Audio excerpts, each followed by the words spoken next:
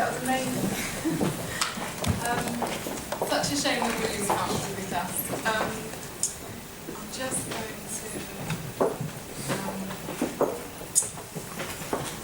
introduce, however, to the wonderful people that we have with us, Kabie and Leo Capella. Kabie is an autistic activist, mother and campaigner. She's co-founder and current chairperson of the Autism Rights Group Highland, ARG. I think that's how you say it, is that right? Yeah. A collective advocacy, lobbying and campaigning group of autistic adults. And she's come all the way down from Scotland to be with us tonight. Kabie sits in the National ASD Reference Group, a Scottish Government advisory group responsible for implementation of the autism strategy, as well as being involved in loads of other organisations in Scotland. Her other passions include campaigning for easy access for everyone, to independent advocacy, improved access to community services, including healthcare, and an end to segregated education. So that's Kabie.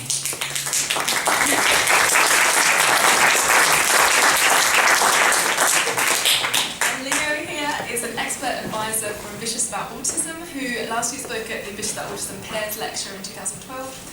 He was a clerical assistant in the Department of Environmental Health at Uttlesford District Council for 2.5 years, performing disability duties. He then received his Bachelor of Arts in Politics at the University of Essex and a Master's in International Security from the University of Warwick. He became a student union representative at the University of Essex, serving on the National Union of Students Disabled Students Committee for 1 year and getting the Committee Member of the Year Award for 2008. He was diagnosed with Asperger's syndrome around the age of 5. Thank you very much.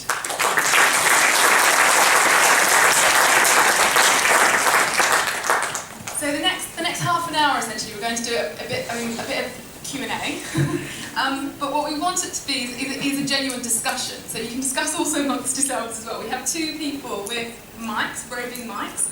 So we'll take questions. So if you just put your hand up if you want to ask questions. While you're all thinking of the kind of questions that you want to ask, I'm going to kick off with one, because I know this film's raised lots of interesting issues.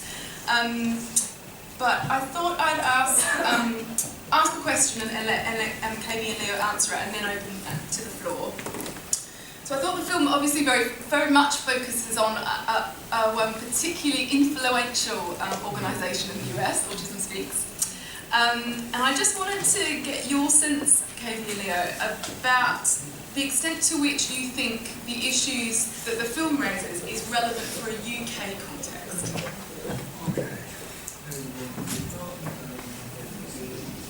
Oh, good. Right. I think the issues are around, but thankfully it's not the same situation. I think firstly you've got to understand the UK has had a position that it has been very strong on disability rights, despite the current, despite the cuts, the abolition of the Independent Living Fund and the bedroom tax or spare room subsidy, however you look at it, terminology. Right, but I think those issues are on the fringes. I mean, the whole thing about, I'm not sure of the, we've had the Paralympics, and although that did give a huge boost to a lot of debates that are around it, we are still seeing things like winter-born view. We are still seeing problems with education, and even though we are getting the new SEN law, which means that support has gone from a cliff edge where at 16 you drop off to more of a ski jump, where now support leaves if you who have got up to 25. So I think the issues are there, but there's a lot more goodwill, and there's a lot more willingness from the British organisations who are interested in research, like Autistica, to to be willing to engage. However, I do think the challenge is, in a time where we've got globalisation on one hand and the economic current, how do we keep up going forward and not going into a climate where groups like Autism Speaks flourish? Yeah, well, I'd start by saying I think Autism Speaks is closer to home than we think. They're moving into Ireland and paying for research there and working with some Irish organisations, so they are sort of getting quite overtly closer to home. There's also the Light It Up Blue campaign, which is basically an Autism Speaks advert that's quite prevalent across the UK. Even people don't even realise that they're promoting Autism Speaks by doing Light It Up Blue sometimes. And Autistica was actually the UK Autism Speaks until they changed their name. So they sort of do have a foot in the UK, and hopefully it won't get bigger, but I think they're here maybe more veiled, maybe more, I don't know, maybe more covert. But the basics, we've still got a lot of the basics wrong. Basic rights, restraint, what some people might call inappropriate restraint, but then there'd be an argument whether restraint is appropriate at all because, well, no, particularly in the absence of properly trained staff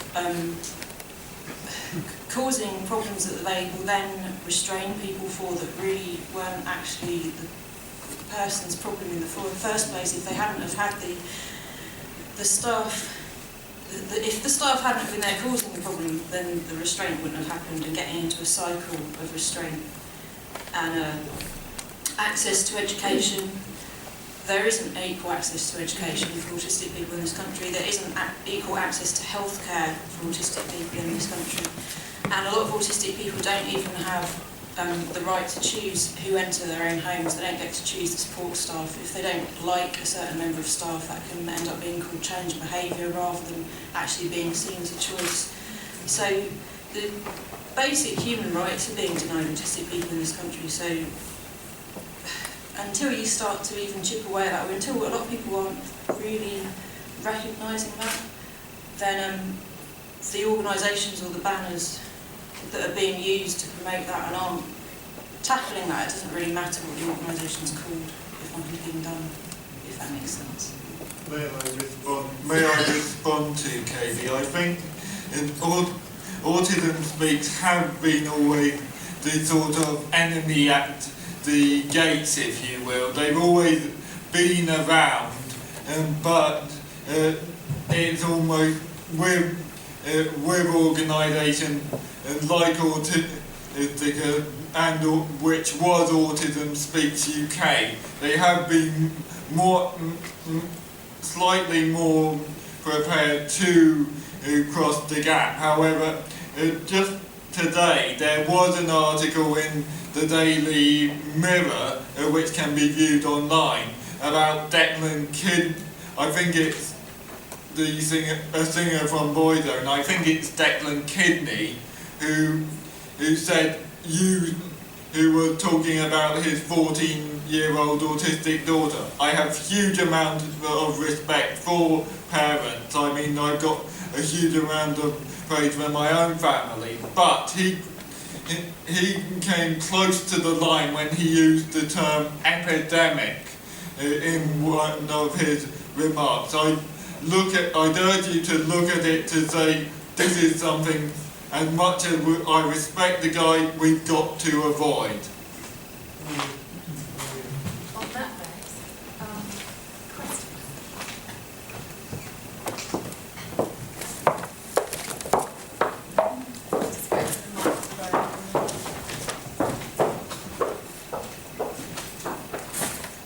Hi, my name's Simone Aspis, disabled activist, and also I'm a campaigns and policy coordinator for the Alliance for Inclusive Education, so we'll be very happy to talk to you afterwards.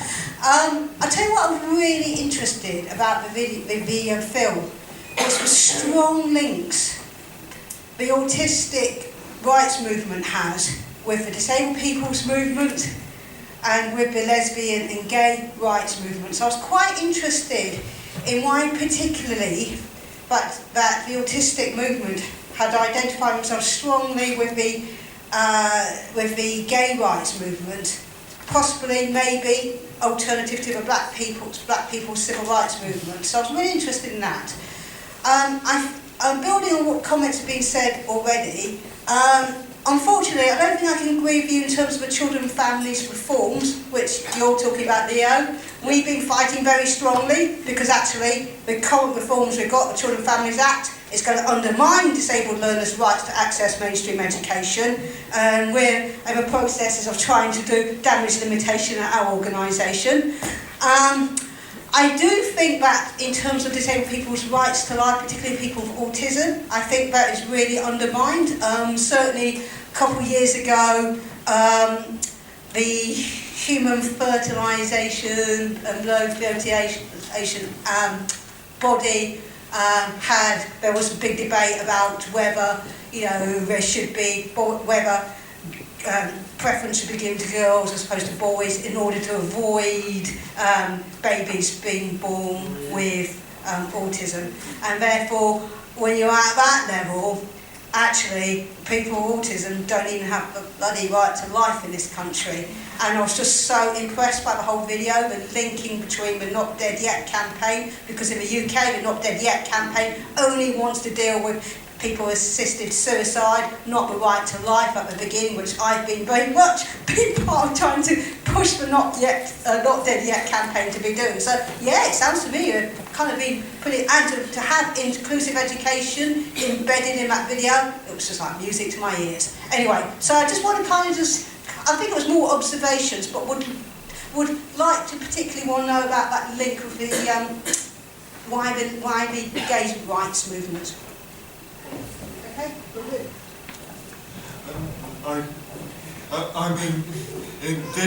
I think I'm not the best person to answer this, but I think some people will go to the gay rights movement because it is the idea of disability. I think there's an essay that may be lost to the sands of the internet called "Why Disability Rights Are Not Enough."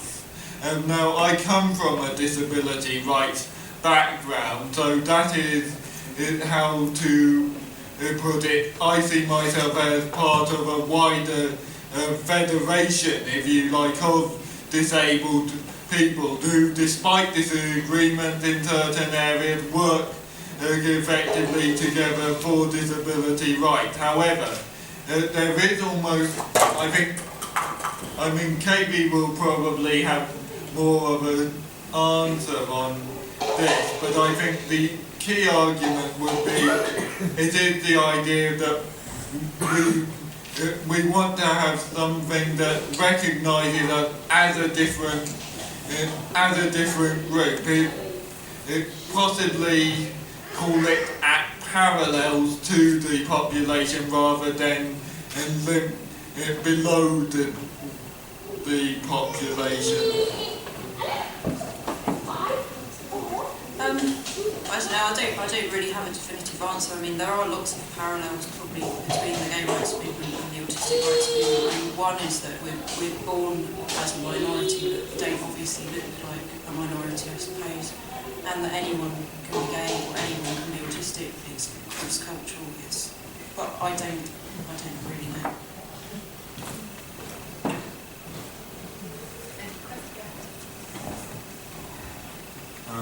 Just commenting on what's been said thus far. Last night it wasn't this film or a film like it that was shown on the eve of World Autism Awareness Day, but the Youth for Earth Horizon programme, which I have a lot of issues with. One being the lack of, there's a bit of autistic voice in it, but only those that seem to fit in with the narrative of the programme. No criticisms whatsoever, nothing on the censor issues, all of that. And it was the expert voice talking about us with very little input from us. So if that's anything to go by, are we really doing any better? Does anyone want to respond? Can I just quickly say that I'd agree with that, because so often from my experience what will happen is maybe if we're getting somewhere with a local council, if we're getting somewhere on some sort of meeting that I'm sitting on, sometimes they'll go and find a friendly autistic to wheel in who disagrees with us. Even though we're a big group, they'll find one person and point to them because they bring an opposing view even as an individual, and that's kind of what you're saying, that they can people can go and find people who agree with them if they want to.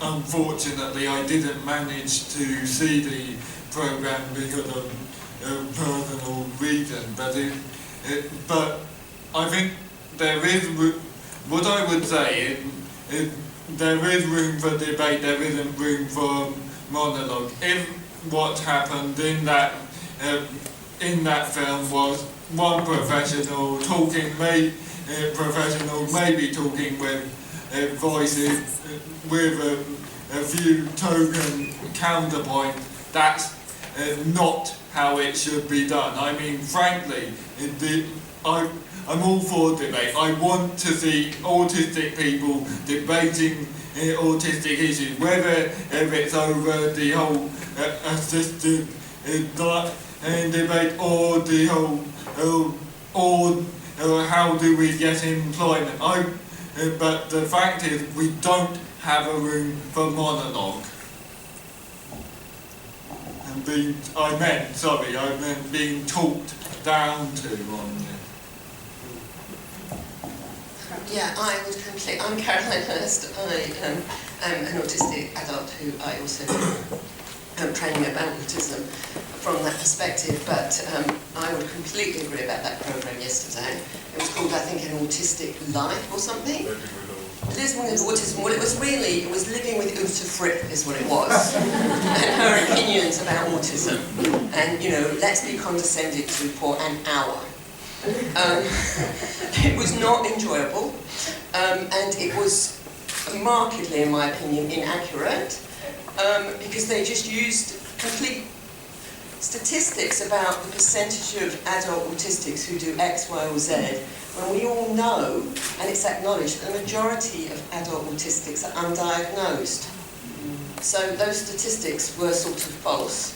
And I just wanted to say, in terms of the parallel with the gay movement, is I think there are major parallels, which I think that woman on the film made very well, in that it's a population who has been pathologised.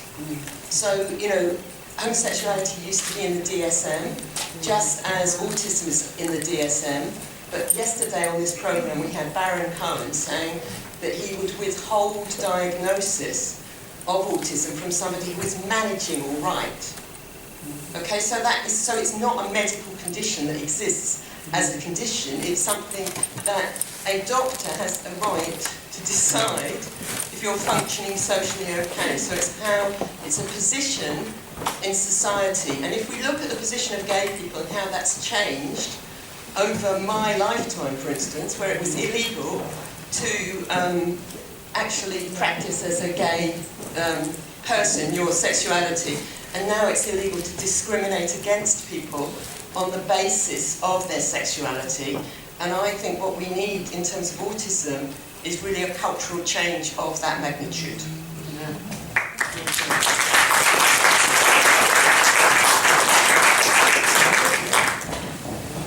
Any questions from Jean? Not that we don't want to hear the front. As the parent of a severely autistic child, I felt very sad about that film. I felt that the Asperger's community, I felt very much in sympathy with them. And in America they don't talk about Asperger's and autism, they wrote it into one. And I felt it was really sad that they were pitted against the parental community. I don't know a lot about Autism Speaks, but I'm somebody who actually donates to Autistica because I would like to see, inverted commas, improved care, improved diagnosis of perhaps things that cause autism. And if there was a pill tomorrow that was available for my son, I love him passionately, but I would give it to them if it cured, inverted commas, his autism. The most truest depiction on television I've ever seen of autism was a Louis Theroux film, where there was a child who was being restrained and his mother was sitting on him. And it was horrible, but I've been there. I know what it's like. And it's really, really sad. I mean, one of those children there described himself as a mathematician, a musician and a scholar. I can't ask my son what it feels like to be autistic. I can't ask him what he wants in his life. I have to interpret. And anything that can actually work towards giving him a better quality of life, you know, I would support. And I think it's wrong to pit the research community against those people who are striving for improved conditions for people in this country who've got autism.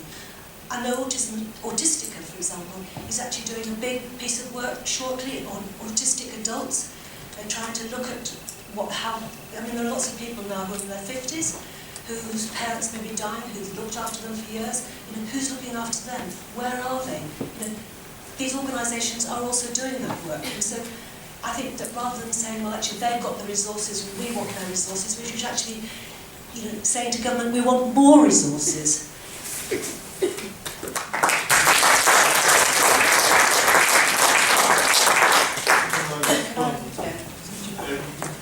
Look, I have to say this. I can see the whole fear, but firstly, I'm trying to remember a few years, in about 2008, I went to the first peers lecture, the Treehouse lecture as it was then called, and Bob Wright gave a lecture. One of the things that stuck out for me was his argument was, you advocate for your people, I'll advocate for mine. That's something that just creates what's called the tragedy of the commons. And that's basically everyone tries to compete for the same thing, and the result is total destruction. And I mean, I think Kabie will probably elaborate more on the communication, but I can say also there are people who are non-verbal, who do communicate. My question is, how do we build some kind of bridge? I mean, there are going to be issues that we disagree on. I mean, but the thing is that I can acknowledge that there are parents who do have the more, trying to use the right term here, and it's just more non-verbal, maybe have these difficulties, these challenges. How do we find ways to allow these to get, where possible, for people to exercise their self-determination? Because I think that has to be a starting point at whatever point, where possible.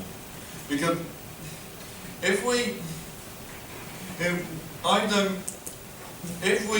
can work together, then, and we don't have to go down the road of the whole autism speaks versus ASAN, I think we could create a brighter future. But the question I have to ask is, what would you be willing to concede on that, on your side of the line? Because it is if some kind, I mean, and there is the one in 100 report, which there was research asking that people with autism did want actual scientific research into these things, but I don't think the answer will come from as much as smoking in pills. Yeah, I want to say that, well, I don't, the autistic community well, I can't speak for everyone obviously, but from people that I know, really don't want to divide. We don't want to be pitted against parents. And when we talk about activism, we're talking about everyone. We're not talking about a certain autistic person. It is everyone. It's self-advocacy for everyone. And that's about educating people, support people, and people around autistic people, however they communicate. I mean, encouraging and ensuring that everyone has the right to communicate and the right to find a way to communicate with the people around them that is accepted, and that they're not written off, or they're not put into a particular box, or they're not labelled as being obstructive or having challenging behaviour. Or it's something where we all need to go together. We do all need to go together. There's no good having a divided community. There's parents over here and we're over there, and lots of us are parents too. Lots of us are parents. And for me, it's something that seems so good. Perhaps taken from the gay community, maybe the PFAG idea, because that just looked so great to have.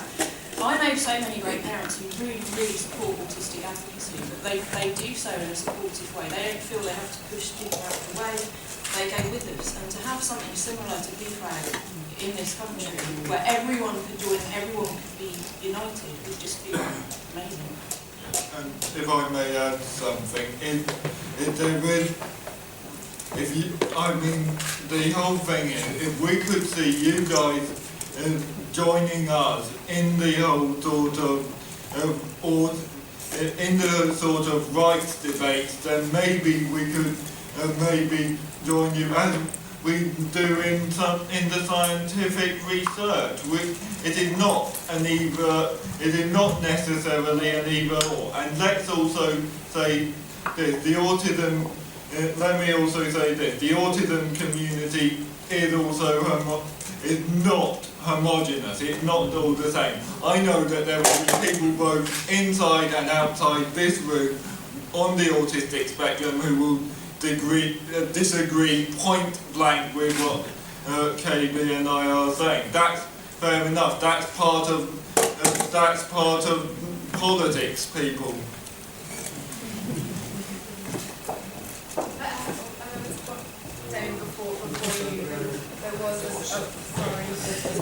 Sorry.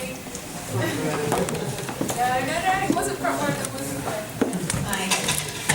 I actually work with autistic teenagers, and my question is I work with ones whose parents aren't with them quite often, and it's sort of got to the point, and I've observed, where the parents don't actually see them perhaps even once in 6 months. And I was wondering, how do you sort of communicate or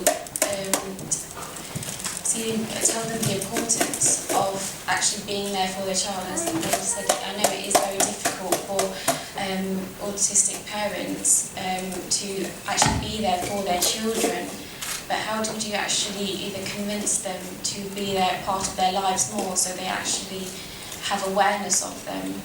What would you say, really? That's a massive, well, I don't know, I think that can only really be answered on an individual basis, because there are so many reasons why that situation can arise that I don't know how I'd answer that as one huge question, because it is such a massive question. And I mean, my parents weren't particularly supportive, so I'm probably not, I don't know. My parents, I can't answer that question either. My parents were supportive of me up to a point. The only thing I could really say is that the people there have their issues, and I think it is not easy, but maybe, I mean, the whole the thing that comes to mind is that whole sort of phases of grief. They seem to be stuck at that point, but that's the best I can do, I'm afraid. That's fine, thank you.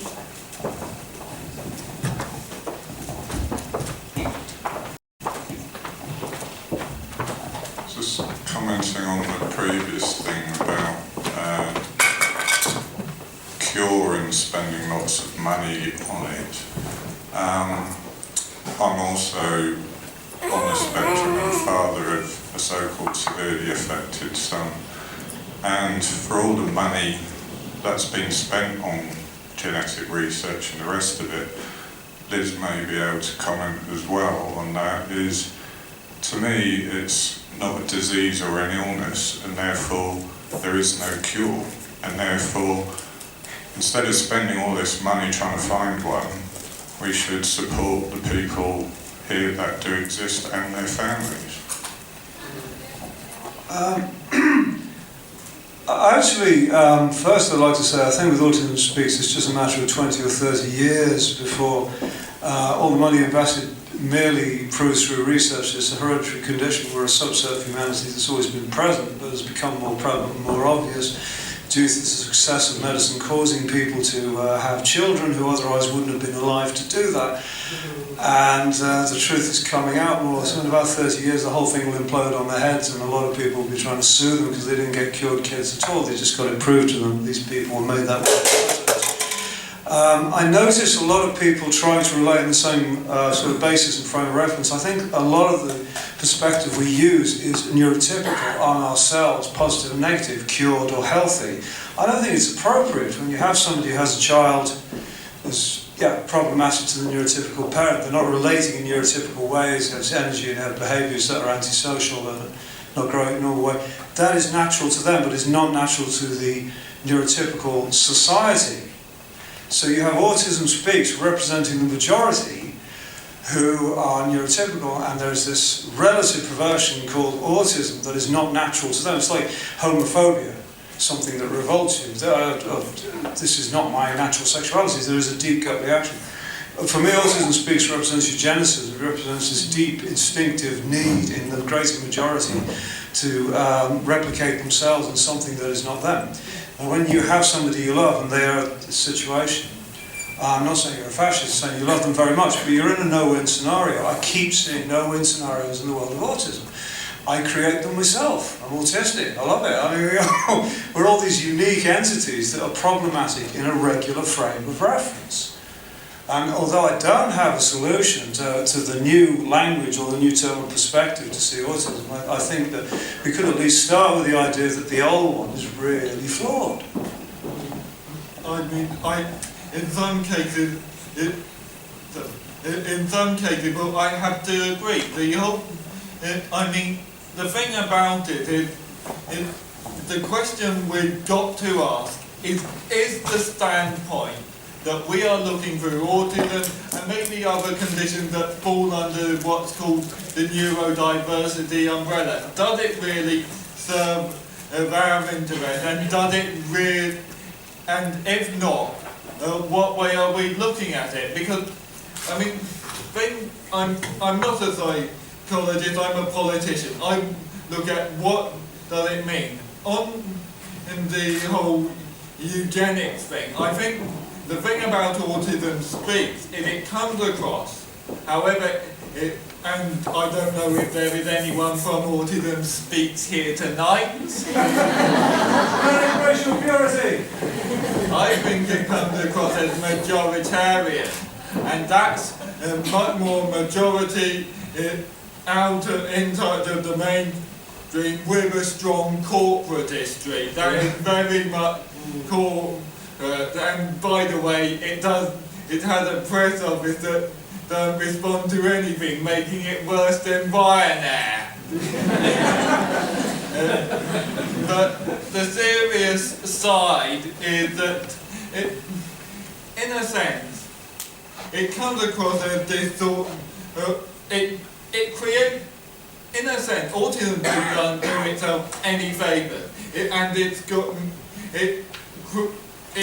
creates in an area where the ghosts of the T4 and euthanasia project of it, with Dalton, who was a British eugenicist, and so on, but it fails to engage it. There is nothing on Autism Speaks' site that details its standpoint. And by the way, Autism Speaks had less of an excuse than British charity. We can't take,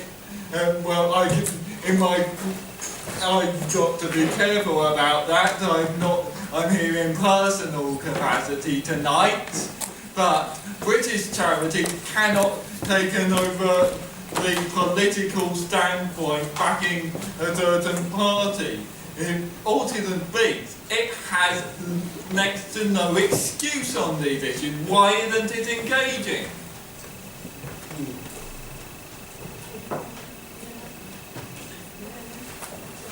Yeah, two more questions.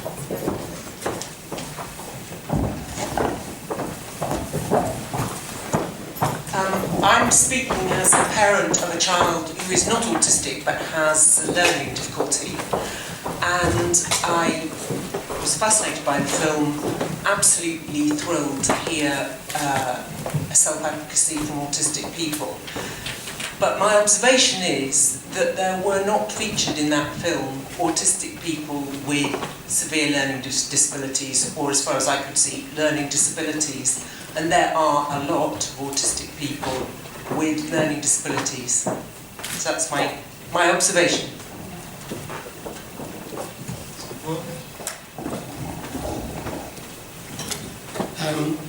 I've been working with some children who've been diagnosed as autistic. It's the first time I've come across some people with autism. So I just say that, so I'm going to try and express something from the outside. I wouldn't worry about organisations like Autism Speaks. It's horrendous by the sound of it. It's just completely shocking. I'm so impressed by that young woman who was so articulate. I wish I was as articulate as she is. I thought she was amazing. And she was the one that ended up going to Obama. And I would suggest building an awareness in our society through yourselves and people like that to articulate what you want to achieve, despite being autistic or because you're autistic, or however you want to see it. Just go for it and don't worry about rights. I wouldn't worry about right. I would express yourselves, and because I think we need to learn more about autism, and we need to learn what the last person said, that there are some people who have an extreme form and are really suffering, and they need our awareness as well. But I don't see it in terms of rights as it is just normal human dignity, and go for it. What amazed me about the people I worked with was that they changed. That's something I didn't realise also was they changed, neurologically changed, and it makes me wonder deeply about the nature of this diagnosis and what on earth it means, actually. So go for it and don't worry about rights, basically. Well, yeah. I can't not worry about rights, really, and I think that's when it comes back to thinking of all autistic people and thinking, people like Connor Sparrow, the guy who died in the bath when he was supposed to be in a safe space in an assessment unit, and he wasn't.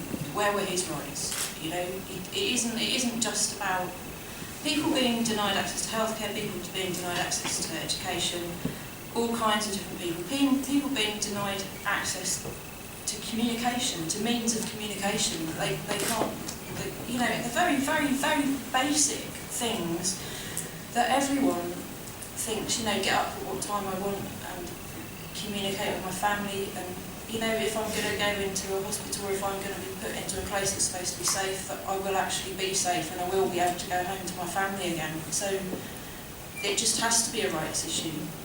We don't have the basic human rights, so it has to be a rights issue. I get everybody has rights. I absolutely support you. What I think I'm trying to say is that to present autism to the population would be really helpful, I think, to present it in this positive, articulate way that you do. And the rights part of it is that everybody should have rights. Absolutely everybody. And autistic people are no different. So maybe if, I don't know how, I only saw the little bit of that Utrecht thing last night, but it was a bit strange. But, I mean, the danger is that people see autistic people as on, with its DSM or whatever it is, sort of thing, without knowing about the whole spectrum of what people with autism actually are and can offer. And so maybe you need to make your own documentary series on what you experience autism as and what it offers, and also bringing in the fact that there are some people who really struggle with it because it's affected them so badly. Can I just make a point about representation? Okay, you didn't see, representation is my big interest when it comes to autism and disability rights. The thing I will say is that, firstly, we have problems with people with specific learning disabilities. We also have problems with getting in people from black or other ethnic minorities. I mean, I joke about it. I call it Nelson's conundrum, where basically if it were a point between autism B, we could say, this is Nelson from The Simpsons.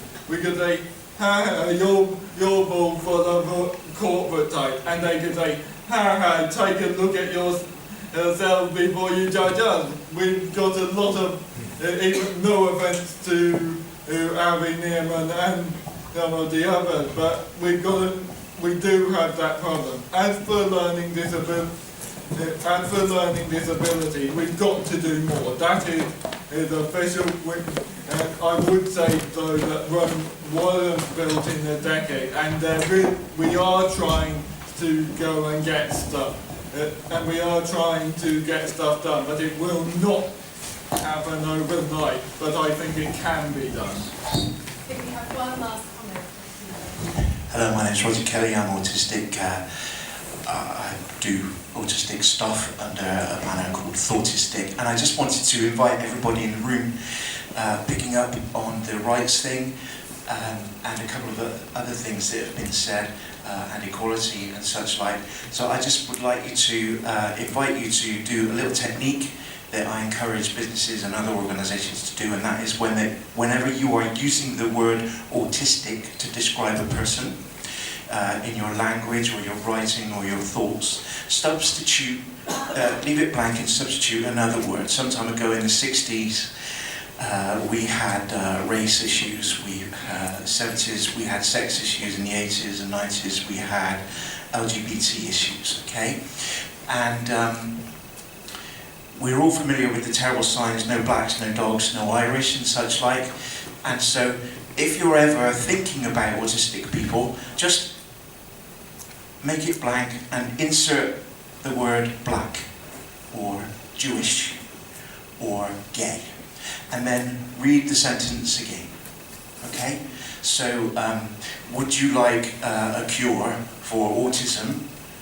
Or I would like to see a cure for autism. Just in your mind, run that through your mind and say, would I like to see a cure for blackness? Or would I like to see a cure for sexuality? Or would I like to see a cure for gender? Or what have you? And that's the reason why it's more of a cultural issue, more of a minority issue than a disability issue. And I would like to say just one more thing, is that in the street, if you saw somebody being beaten up because they were black, or Islamic or Jewish, or because they were lesbian or gay, the second that you got onto the police, they would be there in a heartbeat, and there would be very, very specific, serious rules for dealing with that discrimination. Now, until our lovely progressive society is at the point where we see equality or discrimination based on disability, and perhaps in this particular environment based on autism, society needs to respond in as serious a way as it does to those other issues. And in fact, it's a protected characteristic, and it comes under equality law, and it has the same weight in legal status as all the other protected characteristics, but in our society, we lag behind it somewhat. Thank you very much.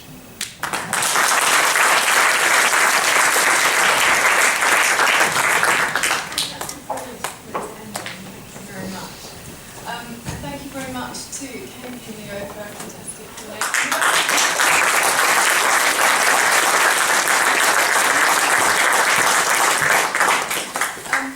Before you go, I have a few things to say.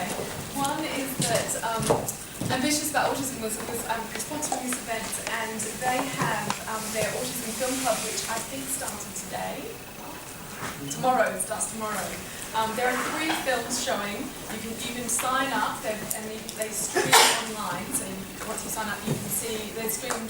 One film is starts this week. The next film starts the week after, and so on. If you go to aaa.org.uk, you can sign up. So that's kind of continuing this kind of free film stream. And there are obviously a few people that I actually want to thank for making this such a success. Firstly, to William Davenport for making such a wonderful film and allowing us to screen his film even when he couldn't be here. To Leo and Kabie, obviously, for doing a fantastic job as disscussants. To Mark Frodsham from Ambitious About Autism for helping me putting this all together. To Metcalfe's Foods for so kindly donating 300 bags of popcorn, which I'm sure you can grab as you leave as well. To all my team at CRAE for helping out with all the organising and putting popcorn into cups, etc., etc. Especially to Lorcan Kenny, to Anna Rudnicka, and to Dancing there. And most of all, thank you for coming along today. Enjoy the rest of your World Autism Awareness Day or Acceptance Day, and we hope very much to see you again soon. Thank you very much.